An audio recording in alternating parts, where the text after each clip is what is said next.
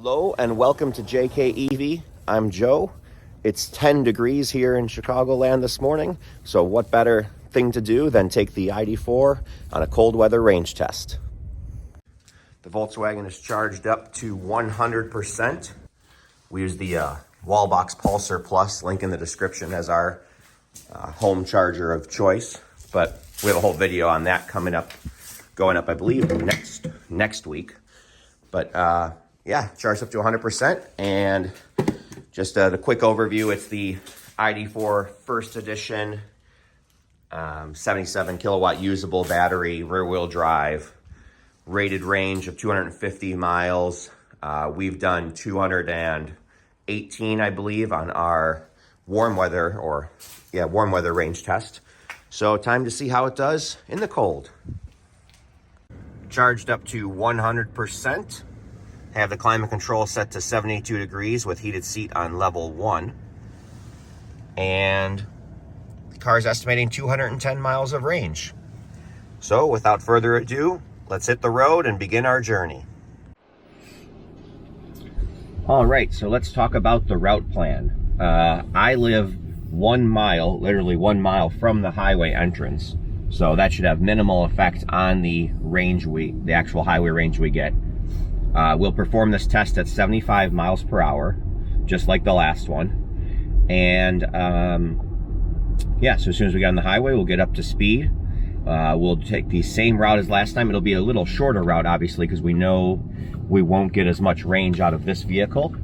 So we will head out towards Rockford, Illinois, then north towards the Wisconsin border, but I'm not sure how far south we'll be able to go in the other direction. Basically, once we get to about 50%, we're going to turn around and head back, and then, you know, we'll keep doing loops on the highway as needed towards the end, make sure we get to our charger effectively.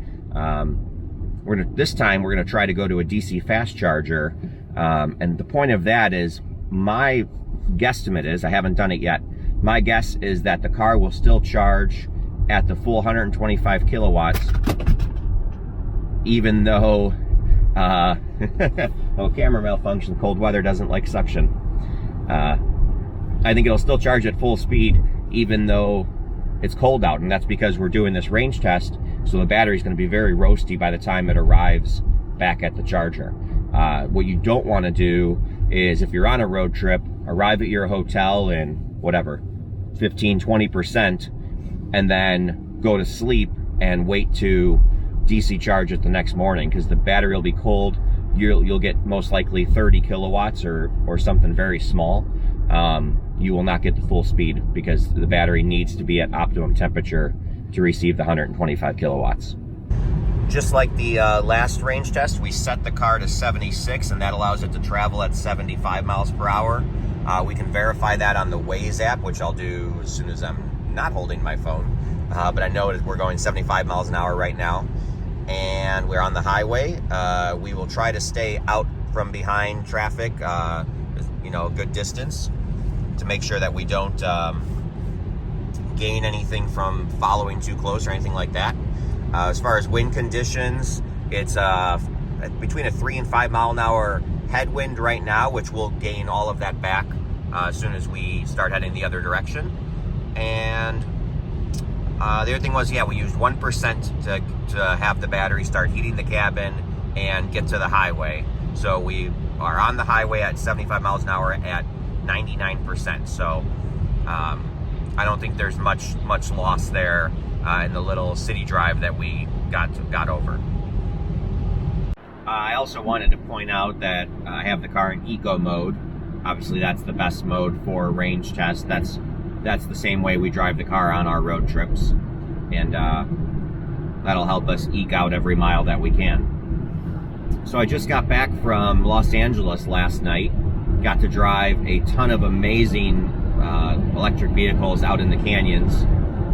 Those videos will be coming to the channel very soon, so if you haven't already, please do like and subscribe. It really helps our channel grow, and that'll help you not miss any of those videos once I post them. Some of the vehicles include the Audi e-tron GT RS, the Mercedes EQS, the all-wheel drive ID4 I drove in that series, the Volvo XC40 Recharge, and a couple Mach-E's, GT and GT Performance, and I feel like there's another one I'm missing, but be sure to like and subscribe, and so check out other content that we have on our channel.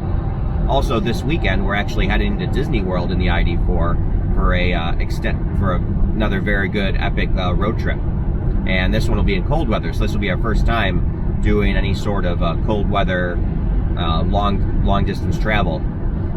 We're looking forward to see how it affects our charging. That's kind of what fueled me to do this range test this morning. Is it's blisteringly cold outside, and why not give us a base range so we know what to expect on our trip.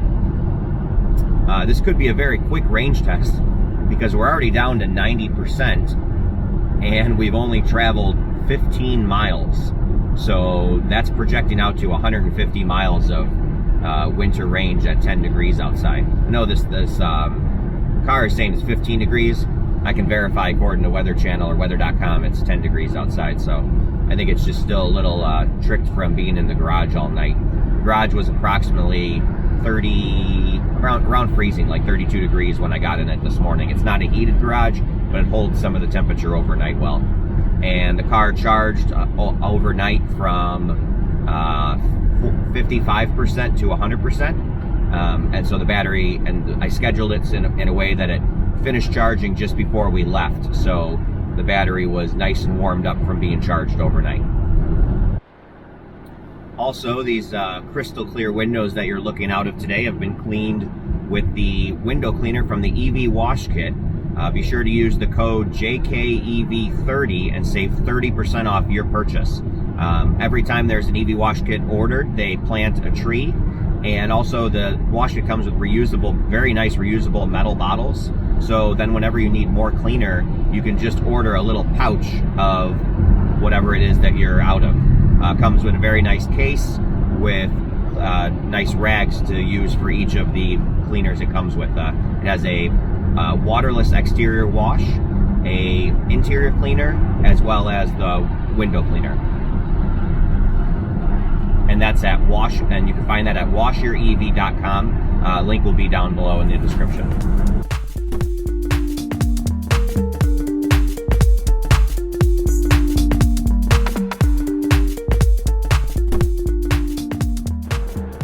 All right, so we are down to 75% state of charge, and we have traveled 40 miles so far.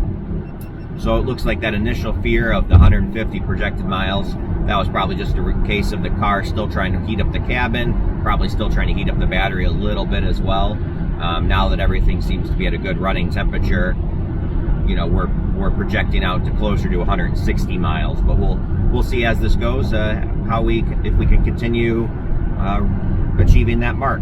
Hopefully, it's that little bit of headwind hurting us a little bit this direction, and once that flips around, I'm hoping we end up closer to like 180 miles. 160 will be rough to do this road trip to Disney, that's for sure. The car is also still projecting 148 miles of range. That I feel is inaccurate. We've documented on our road trips that the guessometer is thrown off from what the previous miles were, and this car is used around town quite a bit. So I know that 147 miles is not accurate. So we also changed our route plan. We actually decided to go down south towards Bloomington, Illinois first. That's where Rivian is made, and finally got to see the Rivian this weekend. That was pretty awesome. But we want to go down south first, and then we'll circle back and head up north towards Rockford. But as I'll show on the map, it's still a complete round trip, and this little bit of wind is all negated by doing a round trip.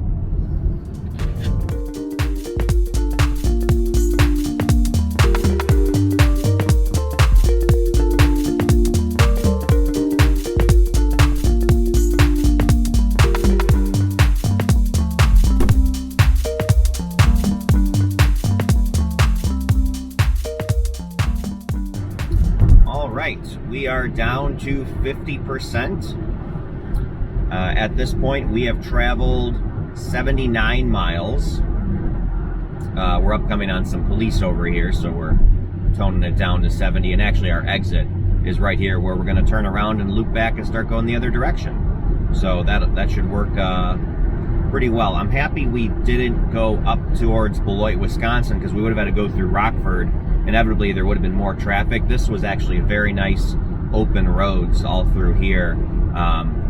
So we never really had to do any sort of speed compensation, as in like, oh, we were behind a truck that slowed us down to 70, so now we got to do, 80 for a few minutes to justify that. But instead, here I can just loop around, and the oncoming traffic has looked very empty the whole way, so that should work out perfect to go back.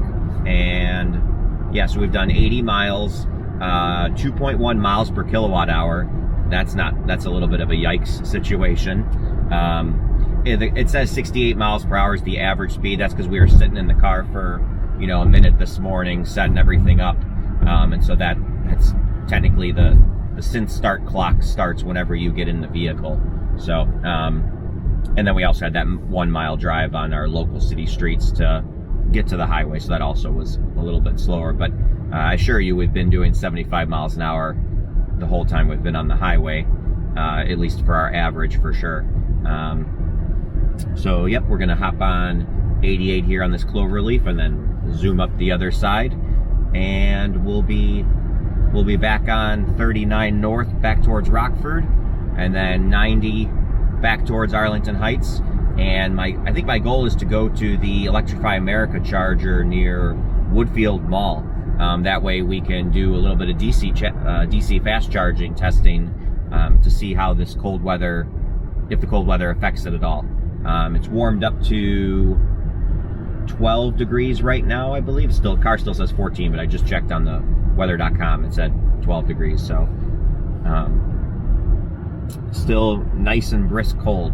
I guess the bright side we have to look forward to is it's supposed to be in the 30s on Friday when we leave to head to Disney, because we're doing a 24-hour driving straight through the night to get out to Disney. So it's very important to us to try to get some sort of sense of efficiency. But having our efficiency down to 2.1 miles per kilowatt hour, that can be a very rough Disney trip, just because that'll be a very long drive. It also looks like the wind is giving us that little bit of an advantage now that we're on the way back. Like I said earlier, it's only a 3 to 5 mile per hour wind, sustained wind. So we were getting, between 2.0 and 2.1 miles per kilowatt hour on the way down, and now on the way back we're sitting at right about 2.2. So you can see it's a very small difference, but it is a difference nonetheless.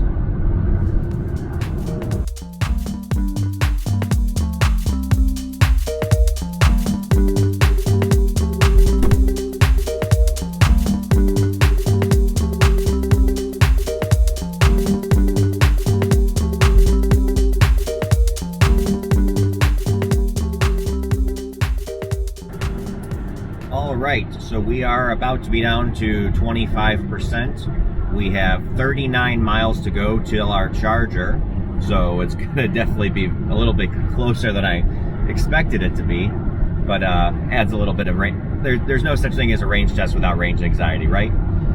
All right, so it says 26%. All right, boom, just ticked down to 25%. So let's see where we're at this point. Our trip journey, we're at 2.1 miles per kilowatt hour so far. We've gone 119 miles. So now 120 miles. So that 160 is looking very close to being what the range will be, but we still have 25% more battery to use. I didn't really want to arrive completely dead, because in cold weather the BMS system can get a little bit confused, and there's many stories out there on YouTube of cars saying they have 3, 4, 5% left in the battery, and they just stop on the side of the road, go in turtle mode, because the BMS thinks that there's energy left in the battery, but the cold weather is causing it to not get confused and not be able to use it. So hopefully that doesn't happen to the ID4 here. A little bit more detail about the vehicle as well. This is the first edition rear wheel drive, 77 kilowatt hour usable pack, 82 kilowatt gross. We have just over 17,000 miles on this vehicle. The prior range test that we performed the vehicle had about 15,000 miles on, so not much difference there. There's not much degradation that we should expect at this point in the pack. Our previous range test was spot on with many other journalists out there, so we felt pretty comfortable to say that there's really a negligible amount of battery degradation at this point of the pack. But stay tuned. We still we'll get this other 37 miles now left down the road and see if we make it.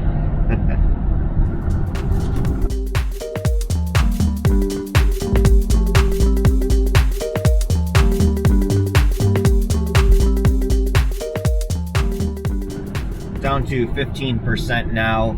I just want to show that the power is starting to be limited. You can see that this blue, there's the bright blue line on the power indicator is how much power we're using right now.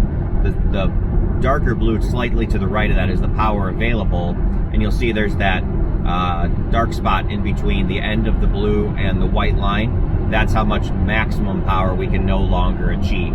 So if I was to put the pedal down, we would not be able to, the full horsepower is not on demand because the battery has gotten to a lower state of charge, lower pack voltage. It cannot deliver that much power on demand. All right, we're down to 10%. We have just 10 miles to go to the charger. Car estimates we have 20 miles. That's a lie. So here we are, 10%. And at 20%, the car gave us the warning of please charge soon. Any second here, it'll give us the warning of charge immediately. We've traveled 148 miles so far.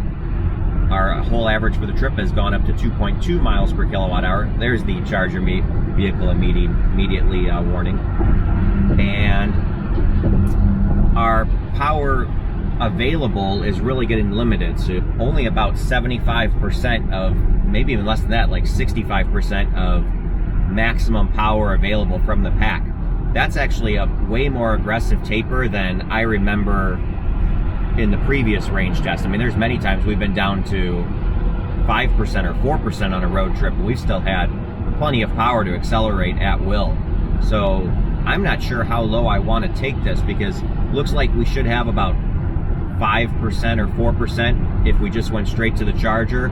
I could go past the charger and try to do an extra loop for an extra like 5 miles or so, but I'm beginning to worry about not being able to maintain highway speed safely as it continues to restrict the amount of power that we can use. So yeah, we'll see. I'll check back in a couple minutes. We're down to 9% right now. All right, we have 2 miles left to go till we reach the charger. We are at 6%. However, the bigger problem is our available power is really restricted. We're down to it looks like about 40% of power available. So I definitely couldn't do any more highway loops. That's why I'm exiting right here to get to the charger, because I couldn't safely go on the highway.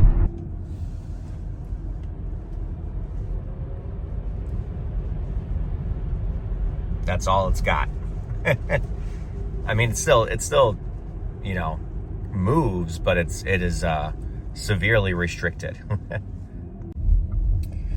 There you have it. We are pulling into the charging parking lot right now here at Costco, and we are at 4%, but yet we are in turtle mode. So as I kind of expected and kind of worried, was that like other electric cars in extreme cold weather, like today's 10 degrees, it's actually a little warmer now. Now it's up to, I think, 15 or 16 degrees. Car says 21. I know it's not that warm yet, but it has fallen into turtle mode much quicker than we would have hoped for. So we're gonna need to keep that in mind when we go on our road trip here this week. And that's a wrap for the range test here. Awesome. Taycan just pulled in, just talked to the guy. He actually works for the local dealership, so hopefully that might be able to help me get a Taycan soon. That's definitely something I want in my garage. But in the end, we got 160 miles. That was it. That's what we're at right now, is 160 miles to get here. We had 4% left in the battery. However, we're restricted to less than 40% power. So I would argue that's not really even safe to be on the highway with that little power, because you can't really safely pass anyone if you need to step on the pedal to make a quick pass around a truck or something. So I'm going to call it 160 miles. I'm not really excited about that number coming with this Disney trip coming up this weekend, but at least we were able to do a range test, so we kind of know what to expect. Right now we're working on a charging test. I'm not going to upload that for a few weeks because I got some of that California video I want to upload. But so if you haven't already, please do like and subscribe. We have tons of videos coming. We just filmed so much content out in LA. And take care until next time.